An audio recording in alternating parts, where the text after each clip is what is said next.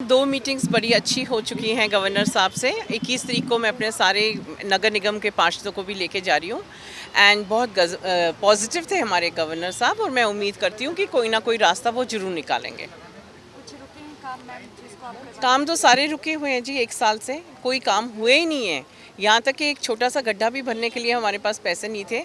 10 दिनों में मेरे पास कोई जादू की छड़ी तो नहीं है, पर मैं पूरी कोशिश कर रही हूँ और 100% श्योर हूँ कि गवर्नर साहब हमें फंड्स देंगे और रुके हुए काम हम दोबारा शुरू कर सकेंगे। मैडम, चंडीगढ़ में एक बात कही गई थी स्मार्ट पार्किंग की, लेकिन आज तक वो स्मार्ट पार्किंग का एजेंडा मैं नेक्स्ट हफ्ते अपने पास लेके आ रही हूँ और देख रही हूँ कि उसको किस तरीके से हम साइंटिफिकली उसको इम्प्रूव कर सकते हैं। बिकॉज जब से पार्किंग लगी है उसमें इतने फ्लॉज कुछ ना कुछ चलते ही रहते हैं, तो उम्मीद है कि इसको थोड़ा सा पीपल फ्रेंडली भी करने की कोशिश करूँगी। मैम, आप जब जीती थी आपने कहा था कि इसका असर दिल्ली विधानसभा चुनाव में पड़ेगा, वही देखा है।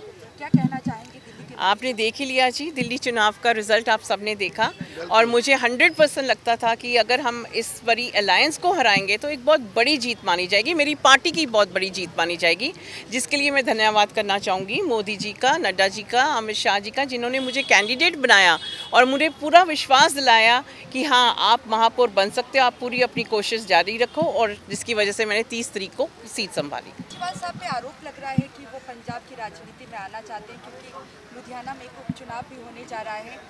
आम आदमी पार्टी के भविष्य को आप कैसे देख रही हैं, क्योंकि एक ही जगह सरकार बची है और केजरीवाल पे जो आरोप लग रहे हैं उस पर उन केजरीवाल का दूसरा नाम जुमलेबाज होना चाहिए, बिकॉज सिवाय झूठ बोलने के और कोई उनकी राजनीति नहीं है।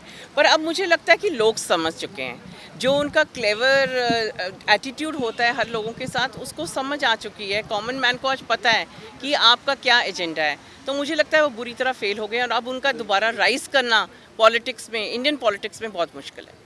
Thank you. का बयान आया है कि दिल्ली की तरह ही पंजाब का विकास होगा। आप मानते हैं दिल्ली मॉडल बेहतर है?